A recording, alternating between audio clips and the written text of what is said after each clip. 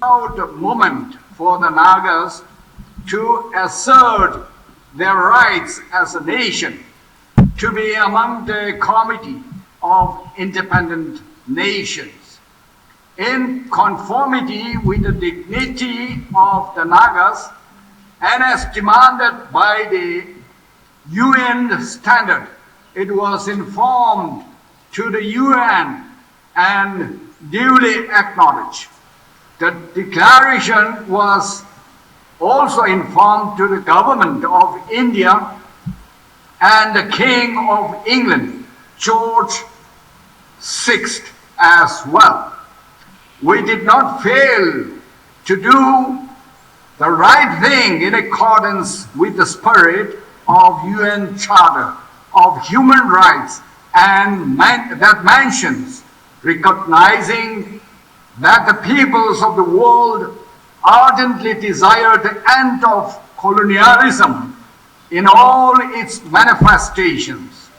In keeping with the spirit of UN Charter with sovereign equality of states, it was cabled to the Secretary General of United Nations that read,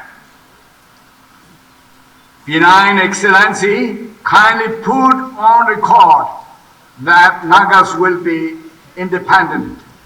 Discussions with India are being carried on to that effect. Nagas do not accept the Indian Constitution. The right of the people must prevail regardless of size. Thus, Nagas have taken into consideration to follow human dignity in accordance with the UN Charter, to encourage respect for each other's rights and freedom. I am proud to say that in pursuit of our freedom, Nagas have not folded in any manner that contravenes international law that is on record. Nagas are peace-loving people, and we have always followed peaceful process to have our sovereign rights respected and honored. Nagas are sovereign nation since time immemorial.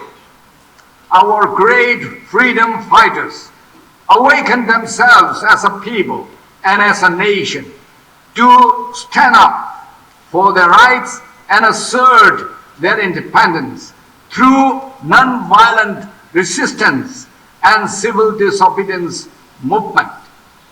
Today, it is our privilege to remember them and pay homage to them for their exemplary leadership, courage, sacrifice for the cause of Naga Nation, inspired by the spirit of Nagalim for Christ.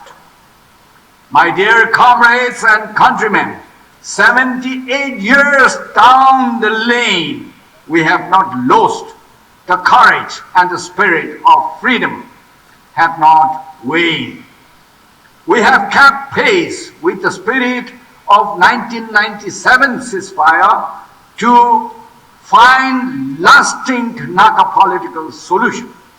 Our steadfastness in sticking to our guns resulted in signing the historic framework agreement on August 3, 2015.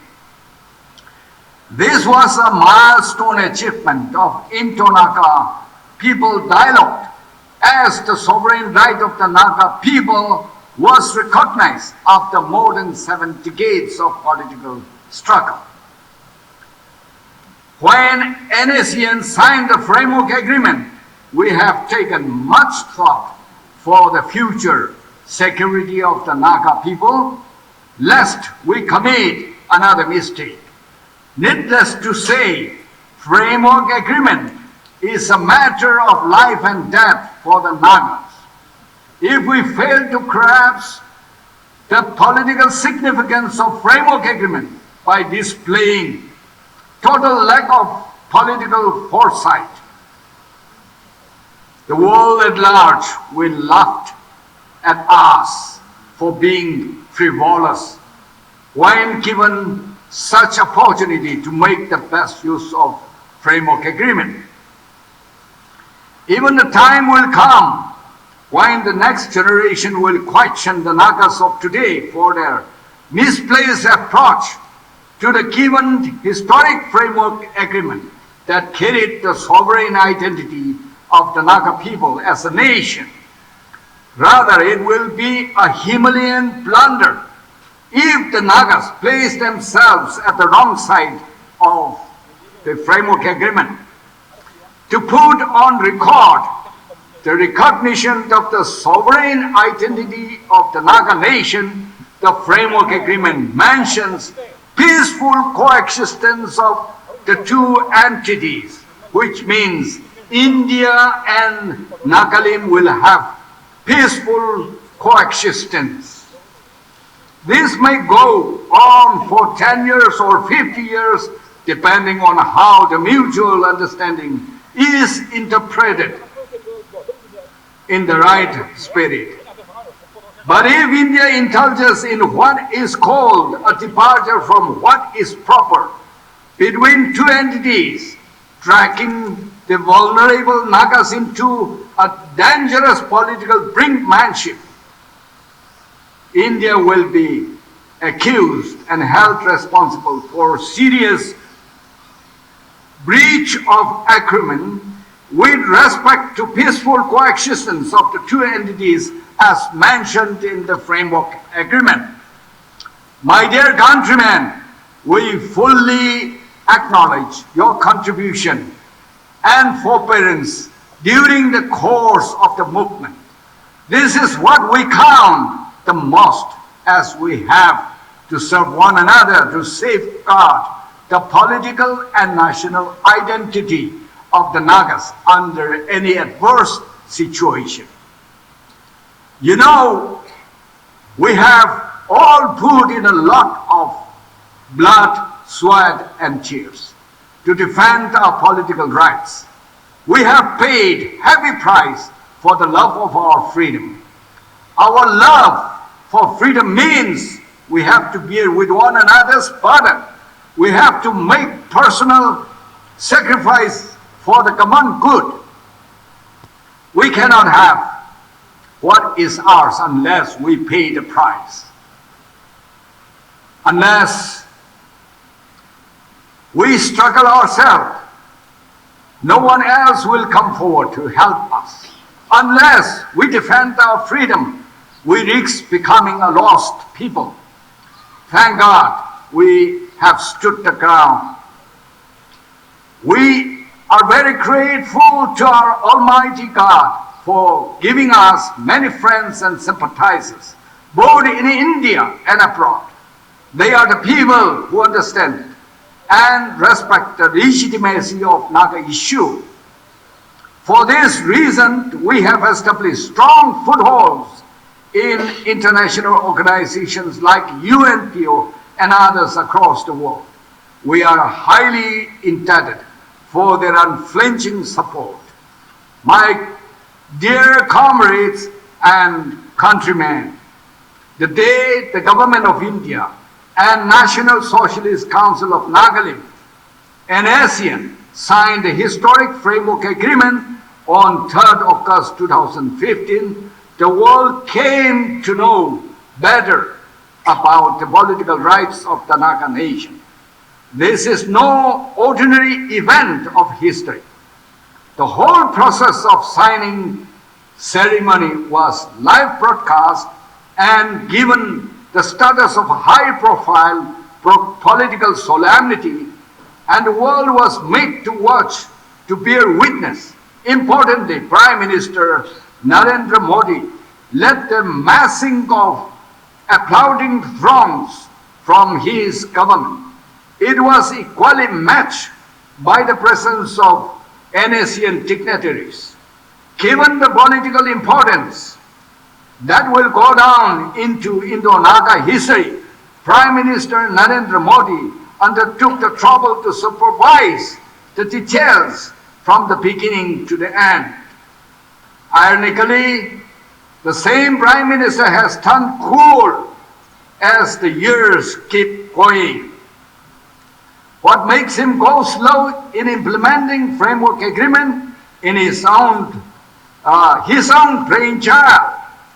Certainly, he is in default, playing with the protected Naga issue.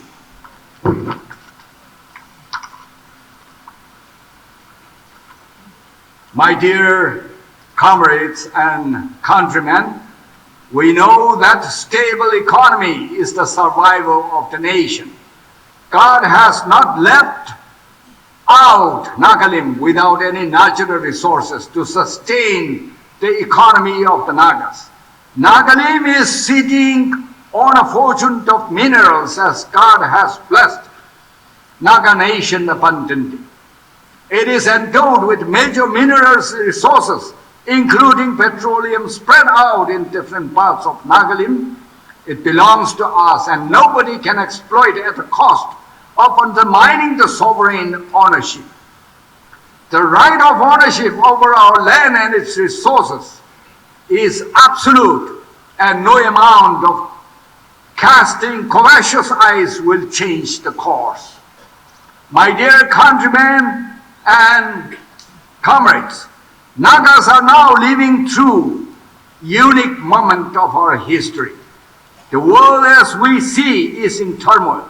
There is noise around the Naga areas in Myanmar. We cannot afford to stand like a coward when our lands are under threat of being dominated by people of alien origin. Land and people cannot be separated.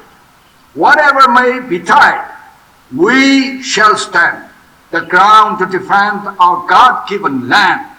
Naga nation means people with land, territory of their own. We shall not tolerate against any force on earth poking their nose to keep the Nagas divided either through arbitrary decision or political means. Our forefathers have sacrificed the best of their lives and went through blood, sweats, and tears to build the foundation for Naga people as a nation. Why should we allow ourselves to be used as cheap commodity, betraying the vision of our pioneer freedom fighters, to be traded in exchange for short-term gain? The consequences of our never-caring approach for the well-being of future generations will certainly put us on the road to political damnation. What is Nagalim for Christ? For us, if the real essence is misplaced from our hearts, how beautiful the Naga political movement would be if we proved ourselves as the exemplary figures and accept the divine inspiration that there is no unsurmountable problem if we trust God and surrender our political struggle under His command. Let us stand firm in His name and give glory to Him always. Kuk Nalim. Thank you. Thank you for coming and gracing this commemoration as well as celebration of this 78th Naga Independence Day, to continue to struggle, to fight with India and Burma till they recognize our independence. But when the Naga National Council sent delegation to Shillong to talk with the government of India's representatives, they failed to uphold the right of the Naga people. That is why we said, no, this is the work of the traders. Traders do not represent the Naga people. Naga people's stand is that we will not join the Indian Union and we have nothing to do with the Indian Constitution. But the Shillong Accord signatories, they committed that the Nagas will unconditionally accept the Constitution of India. So that is why we condemned it, and we have rescued the Naga national right from this traitorous work of the NNC leaders.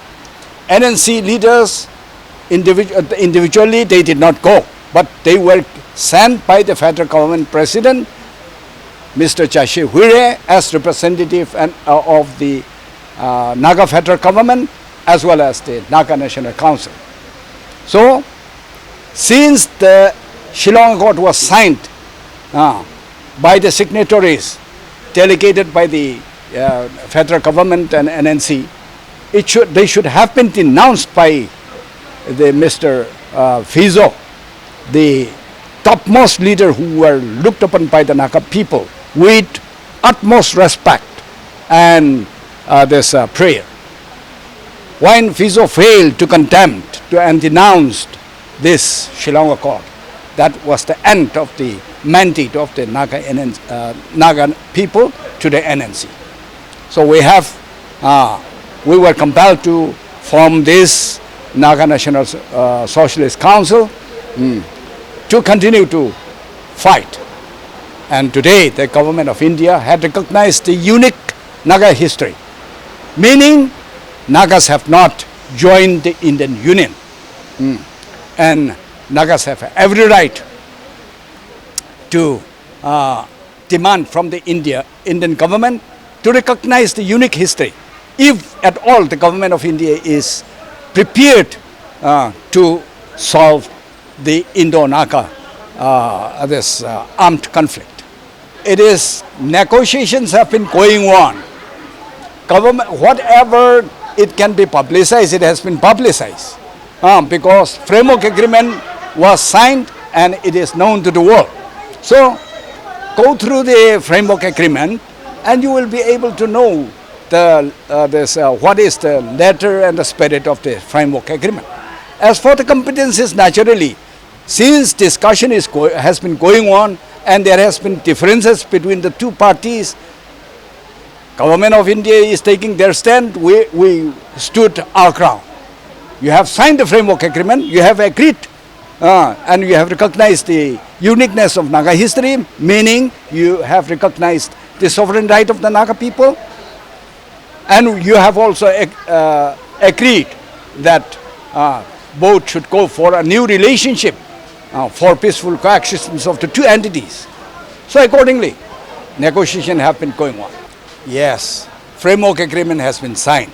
Government of India is responsible for blocking the forward movement because when they have recognized that the Nagas have the sovereign right, why should they raise that there is no flag in the framework agreement? There is no national constitution of the Nagas in the framework agreement. If I'm sovereign, I'm sovereign. If a country is sovereign, why should India raise about the flag and the constitution of Maldives? So it is the smallest country in the neighboring area of India. So that is as good as with the Nagas. Nagaland TV, Sob Manulaga Awas. Watch us live on Geo TV and on your television sets as well. For Dimapur viewers, we are on channel number 994 in Global Chapter, and Kohima and Mokokchung viewers, switch to channel number 138 on Hornbill Digital. For all news and updates, follow us on Facebook, Instagram, YouTube, and Twitter.